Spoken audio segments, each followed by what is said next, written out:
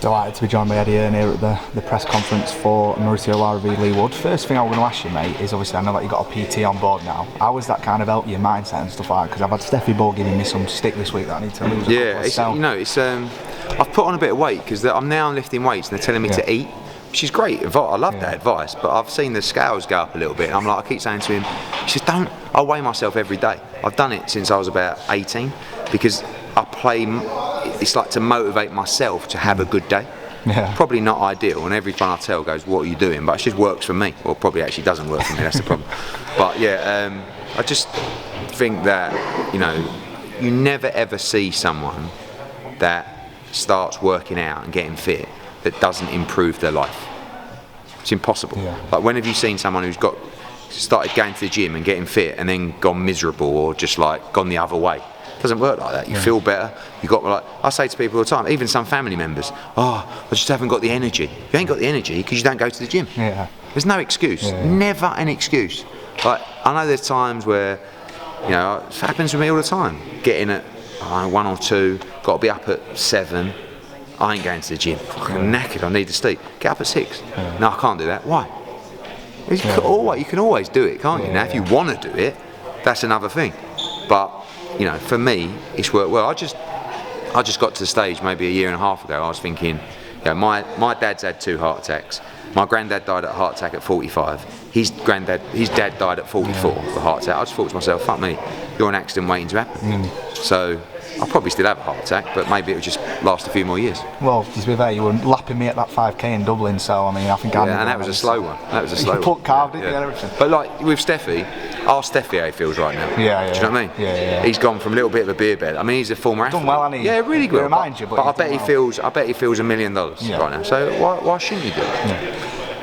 Obviously, Terry Harper, is she probably the most unluckiest boxer at the minute? I'd say she is. I mean, we've still got 2 days to go, so let's just see what happens. But I really, not just saying it because I know your team, Terry Harper, but I really, really admire and respect Terry and Steffi. I mean, Terry is probably the nicest person I've ever met in boxing, but what I really respect about her in this situation was her balanced mind.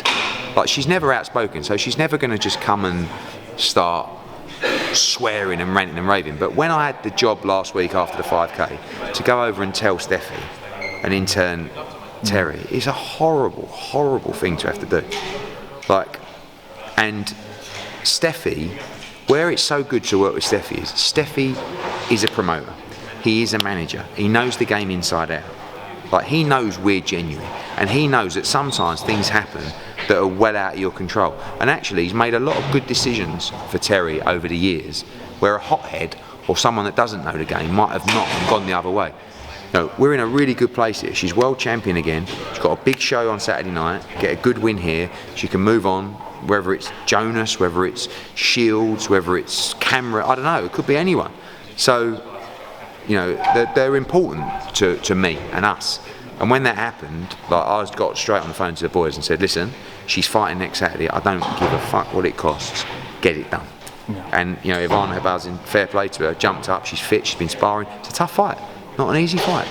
Strong, big. She hasn't lost in 7 years other than to Clarissa Shields at middleweight. It's a very tough fight. Just moving on to, I know, Maxi Hughes, it looks like he's going to be fighting Kambosos. I know that he was in talks to obviously fight Gary Cully. Obviously, Gary Cully got defeated last weekend. I just want to ask you about your thoughts, obviously, on Maxi Hughes v Kambosos, that matchup that they're trying to make. Yeah, it's the longest waiting fight. I think it was done 3 months ago. I'm delighted for Maxi. It's a tough fight. He deserves a big name like that. He's good enough to compete with Kambosos.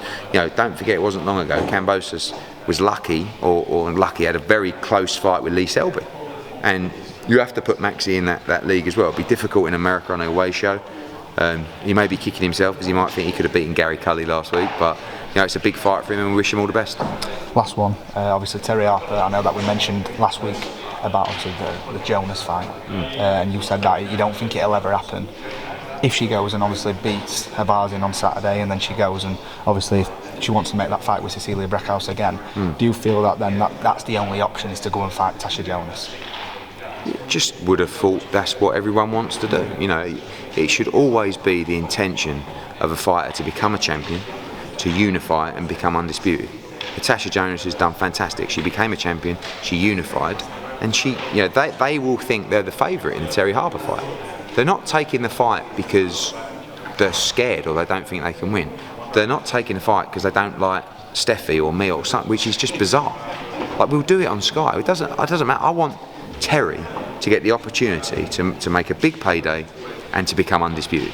And that's what the team of Natasha should want as well. And Natasha's done brilliant. Joe's, I spoke to Joe for years, but I love Joe in a way because he's absolutely drives you bonkers, but he really cares for his fighters at the same time. Sometimes too much in certain decisions, I just hope everyone can be sensible and just make a brilliant fight. But let's get through Saturday first. Last one, sorry. Would you back her in a fight against maybe Clarissa Shields? I know that she's mentioned that she'd come down and fight at that weight as well. Terry? Yeah, I think it's a very tough fight. I think Clarissa's an outstanding fighter, brilliant fighter. But Terry's going to want those career-defining fights. But again, let's get through Saturday first. Top man, cheers.